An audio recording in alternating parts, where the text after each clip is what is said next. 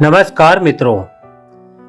श्रीमद् भागवत गीता का 5वां अध्याय समाप्त होने के बाद आपके सामने प्रस्तुत है श्रीमद् भागवत गीता का 6वां अध्याय आत्म संयम योग।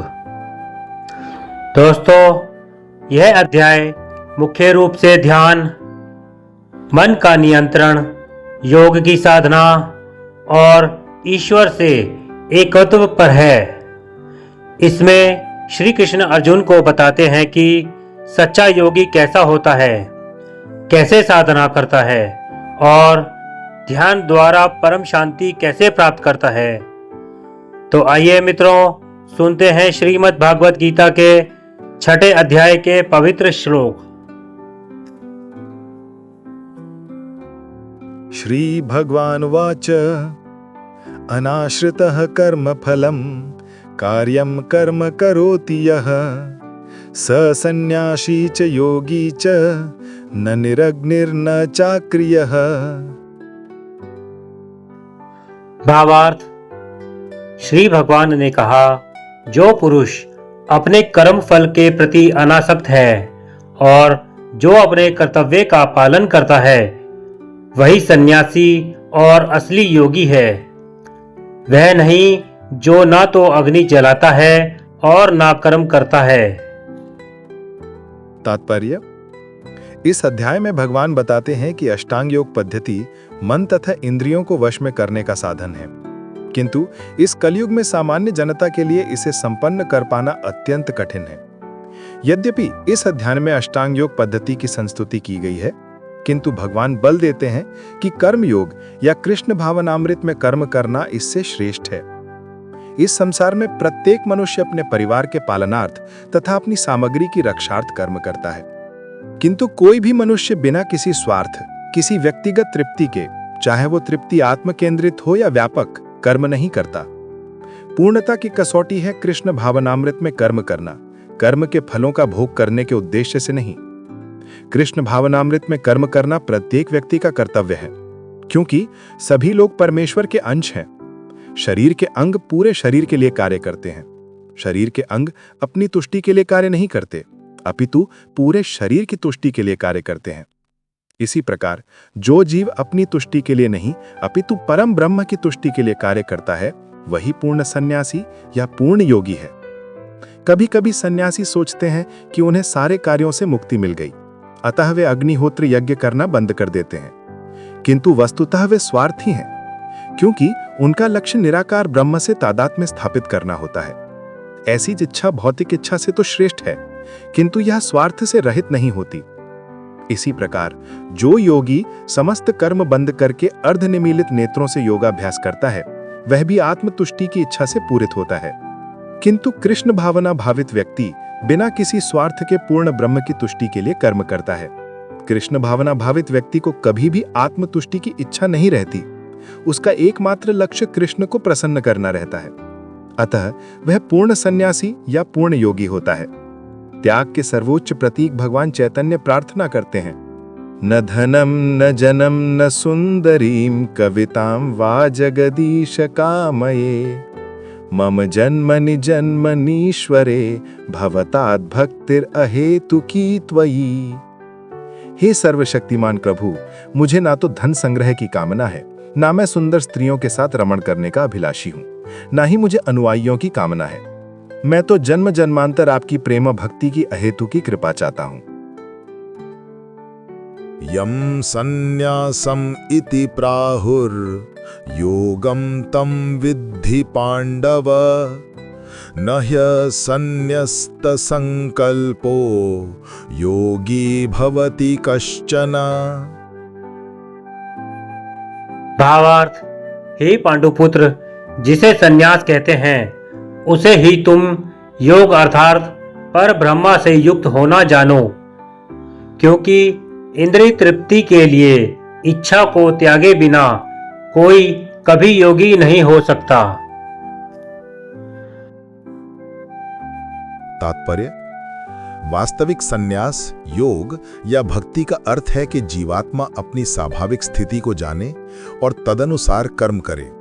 जीवात्मा का अपना स्वतंत्र अस्तित्व नहीं होता, वह परमेश्वर की तटस्थ शक्ति है। जब वह माया के वशीभूत होता है तो वह बद्ध हो जाता है, किंतु जब वह कृष्णा भावना भावित रहता है अर्थात आध्यात्मिक शक्ति में सजग रहता है तो वह अपनी सहज स्थिति में होता है। इस प्रकार जब मनुष्य पूर्ण ज्ञान में होता है तो वह समस्त इंद्रिय तृप्ति को त्याग देता है, अर्थात समस्त इंद्रिय तृप्ति के कार्यकलापों का परित्याग कर देता है। इसका अभ्यास योगी करते हैं जो इंद्रियों को भौतिक आसक्ति से रोकते हैं, किंतु कृष्णा भावना भावित व्यक्ति को तो ऐसी किसी भी वस्तु में अपनी इंद्रिय लगाने का अवसर ही नहीं मिलता जो कृष्ण के निमित्त न हो।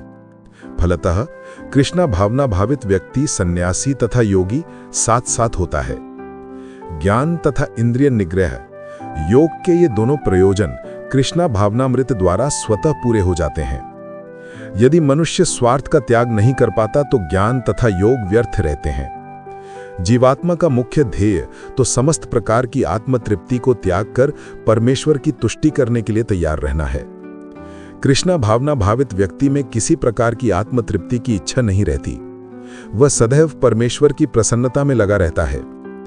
अतएव जिसे परमेश्वर के विषय में कुछ भी पता नहीं होता वही स्वार्थ पूर्ति में लगा रहता है, क्योंकि कोई कभी निष्क्रिय नहीं रह सकता। कृष्णा भावनामृत का अभ्यास करने से सारे कार्य सुचारू रूप से संपन्न हो जाते हैं।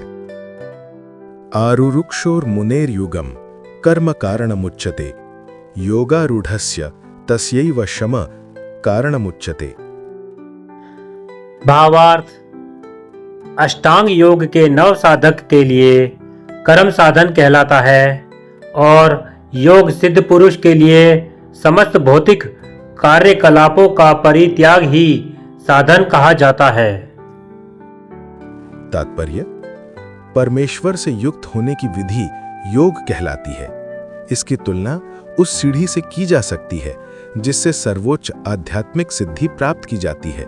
ये सीढ़ी जीव की अधम अवस्था से प्रारंभ होकर आध्यात्मिक जीवन के पूर्ण आत्मा साक्षात्कार तक जाती है। विभिन्न चढ़ावों के अनुसार इस सीढ़ी के विभिन्न भाग भिन्न भिन्न नामों से जाने जाते हैं, किंतु कुल मिलाकर ये पूरी सीढ़ी योग कहलाती है और इसे 3 भागों में विभाजित किया जा सकता है: ज्ञान योग, ध्यान योग तथा भक्ति योग। सीढ़ी के प्रारंभिक भाग को योगारूरुक्षु अवस्था और अंतिम भाग को योगारूढ़ कहा जाता है। जहां तक अष्टांग योग का संबंध है, विभिन्न यमों नियमों तथा आसनों जो प्रायः शारीरिक मुद्राएं ही हैं के द्वारा ध्यान में प्रवेश होने के लिए आरंभिक प्रयासों को सकाम कर्म माना जाता है। ऐसे कर्मों से पूर्ण मानसिक संतुलन प्राप्त होता है जिससे इंद्रियां वश में होती हैं। जब मनुष्य पूर्ण ध्यान में सिद्धहस्त हो जाता है तो विचलित करने वाले समस्त मानसिक कार्य बंद हुए माने जाते हैं, किंतु कृष्ण भावना भावित व्यक्ति प्रारंभ से ही ध्यानावस्थित रहता है क्योंकि वह निरंतर कृष्ण का चिंतन करता है। इस प्रकार कृष्ण की सेवा में सतत व्यस्त रहने के कारण उसके सारे भौतिक कार्यकलाप बंद हुए माने जाते हैं। यदा ही नेन्द्रियार्थेषु न कर्मस्वनुषज्यते सर्वसंकल्प सन्यासी योगारूढ़स्तदोच्यते। भावार्थ, जब कोई पुरुष समस्त भौतिक इच्छाओं का त्याग करके ना तो इंद्रिय तृप्ति के लिए कार्य करता है और ना सकाम कर्मों में प्रवृत्त होता है तो वह योगारूढ़ कहलाता है। तात्पर्य, जब मनुष्य भगवान की दिव्य प्रेमा भक्ति में पूरी तरह लगा रहता है तो वह अपने आप में प्रसन्न रहता है और इस तरह वह इंद्रिय तृप्ति या सकाम कर्म में प्रवृत्त नहीं होता। अन्यथा इंद्रिय तृप्ति में लगना ही पड़ता है क्योंकि कर्म किए बिना कोई रह नहीं सकता। बिना कृष्ण भावनामृत के मनुष्य सदैव स्वार्थ में तत्पर रहता है, किंतु कृष्ण भावना भावित व्यक्ति कृष्ण की प्रसन्नता के लिए ही सब कुछ करता है। फलतः वह इंद्रिय तृप्ति से पूरी तरह विरक्त रहता है। जिसे ऐसी अनुभूति प्राप्त नहीं है उसे चाहिए कि भौतिक इच्छाओं से बचे रहने का वह यंत्रवत प्रयास करे, तभी वह योग की सीढ़ी से ऊपर पहुंच सकता है। उद्धरेदात्मनात्मानं नात्मानम् अवसादयेत् आत्मैव ह्यात्मनो बन्धुरात्मैव रिपुरात्मनः। भावार्थ, मनुष्य को चाहिए कि अपने मन की सहायता से अपना उद्धार करे और अपने को नीचे ना गिरने दे। यह मनबद्ध जीव का मित्र भी है और शत्रु भी। तात्पर्य: प्रसंग के अनुसार आत्मा शब्द का अर्थ शरीर, मन तथा आत्मा होता है।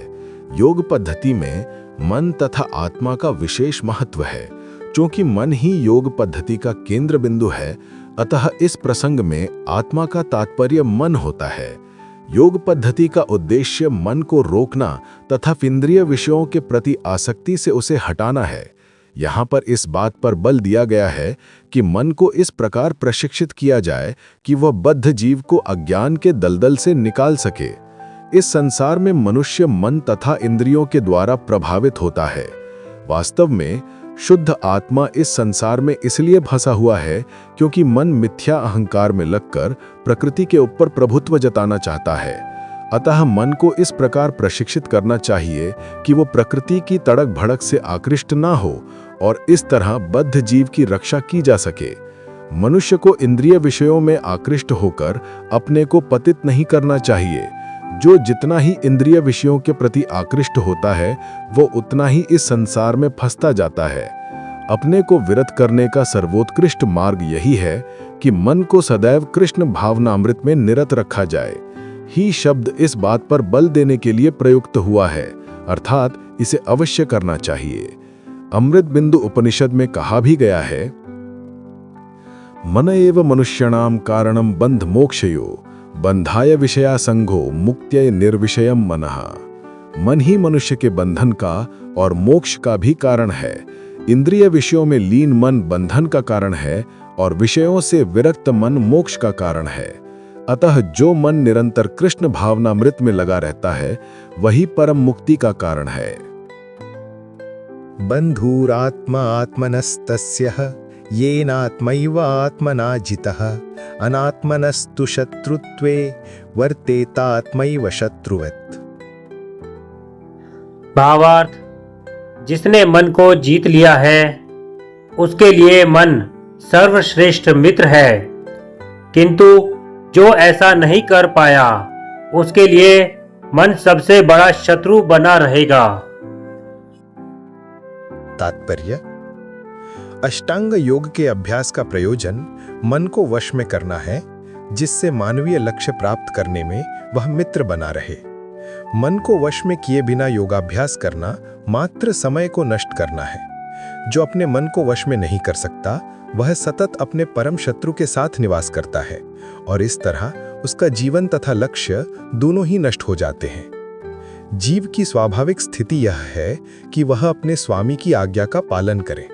अतः जब तक मन अविजित शत्रु बना रहता है, तब तक मनुष्य को काम, क्रोध, लोभ, मोह आदि की आज्ञाओं का पालन करना होता है।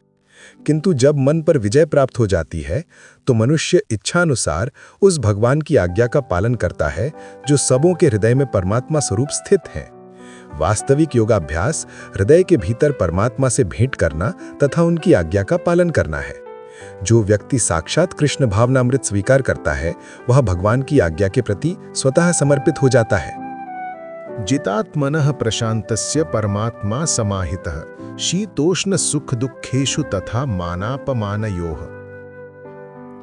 भावार्थ: जिसने मन को जीत लिया है, उसने पहले ही परमात्मा को प्राप्त कर लिया है, क्योंकि उसने शांति प्राप्त कर ली है।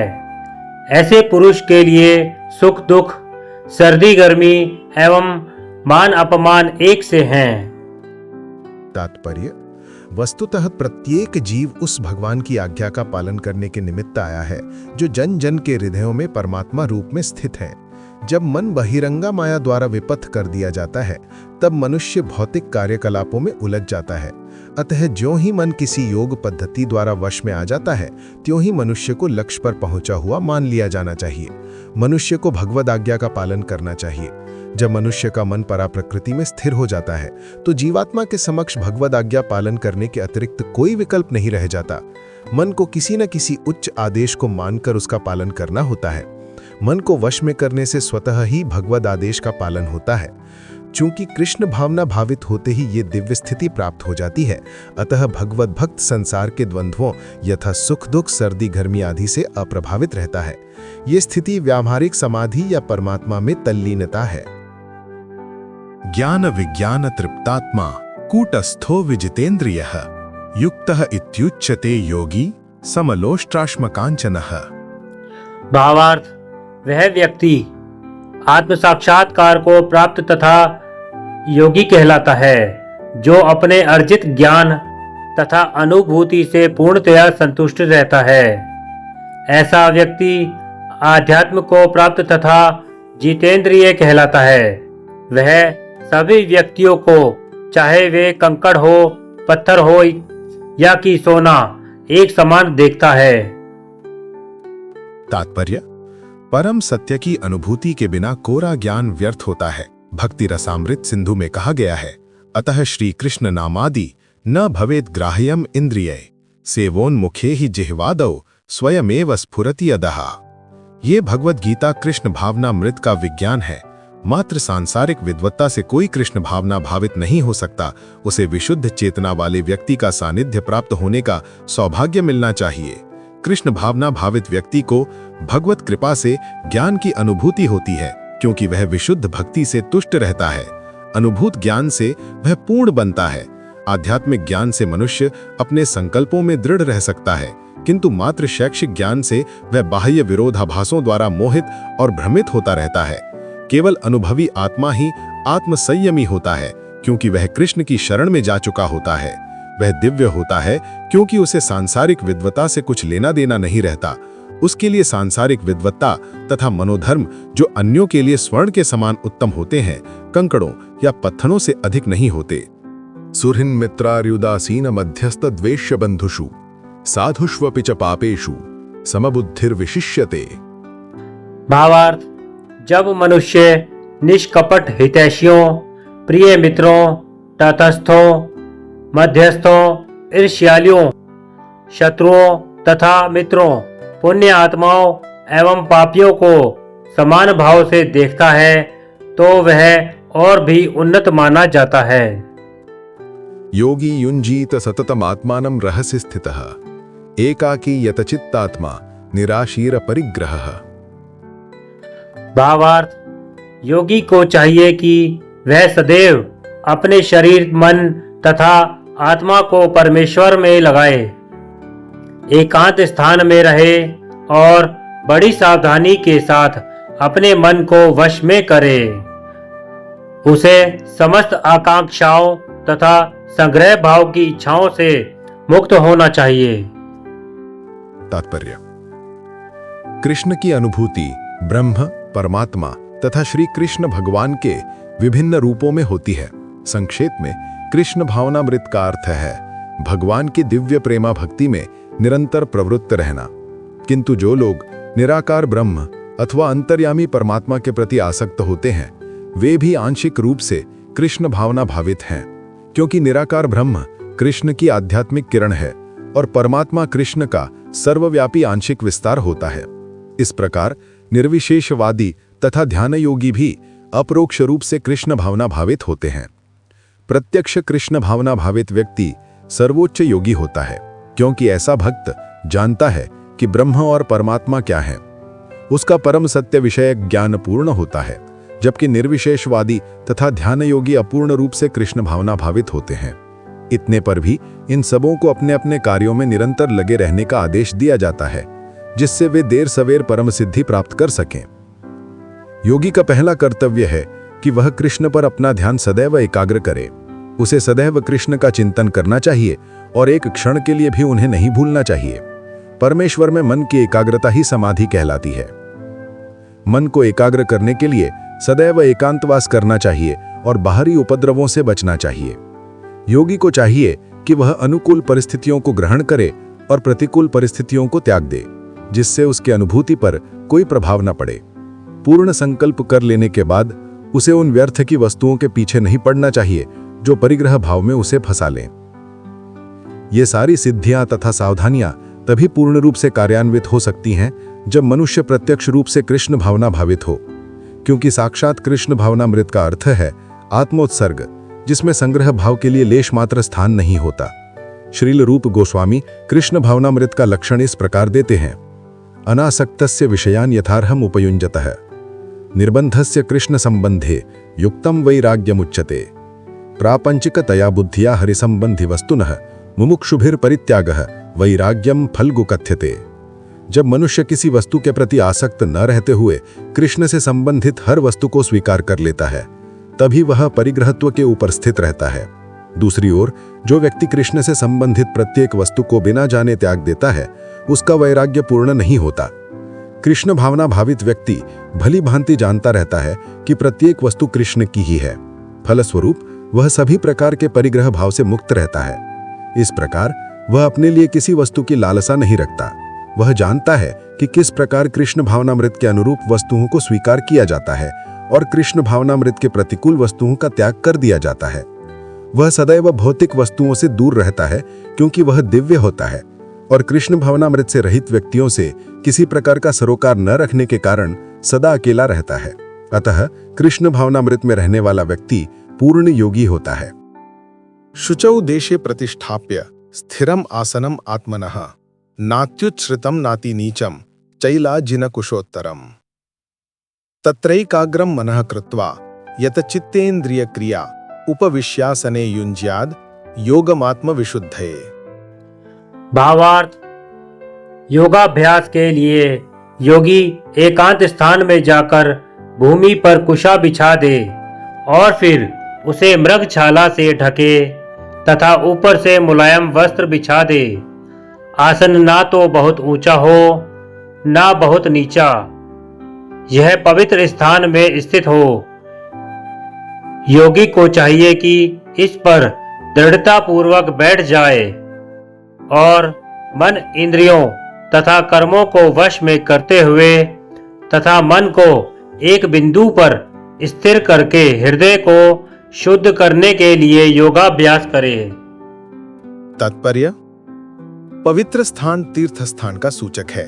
भारत में योगी तथा भक्त अपना घर त्याग कर प्रयाग, मथुरा, वृंदावन, ऋषिकेश तथा हरिद्वार जैसे पवित्र स्थानों में वास करते हैं और एकांत स्थान में योगाभ्यास करते हैं, जहां यमुना तथा गंगा जैसी नदियां प्रवाहित होती हैं।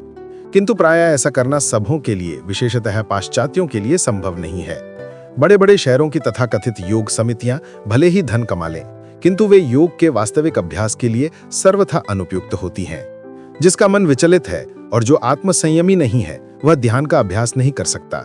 अतः बृहन्नारदीय पुराण में कहा गया है कि कलयुग में, वर्तमान युग में, जबकि लोग अल्पजीवी, आत्म साक्षात्कार में मंद तथा चिंताओं से व्यग्र रहते हैं, भगवत प्राप्ति का सर्वश्रेष्ठ माध्यम भगवान के पवित्र नाम का कीर्तन करना है। हरेर नामा हरेर नामैव केवलम कलौ नास्त्येव नास्त्येव गतिरन्यथा। अर्थात कलह और दंभ के इस युग में मोक्ष का एकमात्र साधन भगवान के पवित्र नाम का कीर्तन करना है। कोई दूसरा मार्ग नहीं है, कोई दूसरा मार्ग नहीं है, कोई दूसरा मार्ग नहीं है।